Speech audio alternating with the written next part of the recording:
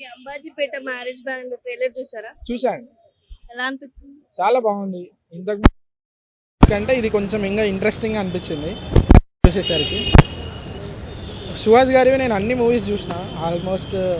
ఆయన short films నుంచి అతన్ని కంటిన్యూగా ఫాలో అవుతూ ఉన్నా. ఈ ట్రైలర్ కూడా ఇంకా ఎంతో సక్సెస్ అవుతుందని అయితే అనుకుంటున్నాను. ఓకే, తను అన్ని లవ్ స్టోరీసే చేశాడు. సో ఎలాంటి స్టోరీ చేస్తే బాగుంటుంది మీరు చూడాలనుకుంటున్నారు? ఆయనది ఒకటి హిట్ మూవీలో విలన్గా ఒకటి చేశారు. అది కూడా నాకు చాలా బాగుంది. ఆ టైప్లో ఇంకా చాలా చేస్తే చూద్దామని అయితే అనుకుంటున్నాను.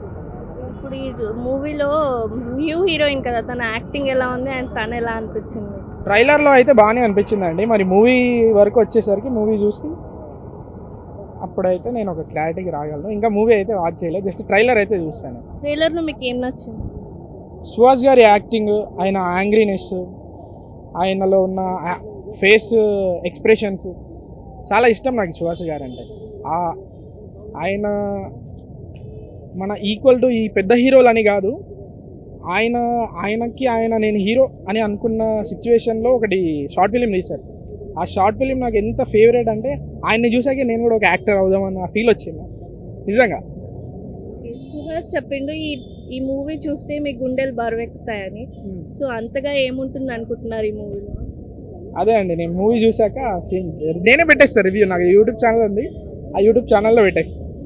కామెడీ అండ్ లవ్ ఎమోషనల్ ఎలా అనిపించినాయి? చాలా బాగుంటుంది అది సుహాస్ గారిది కామెడీ టైమింగ్ కానీ.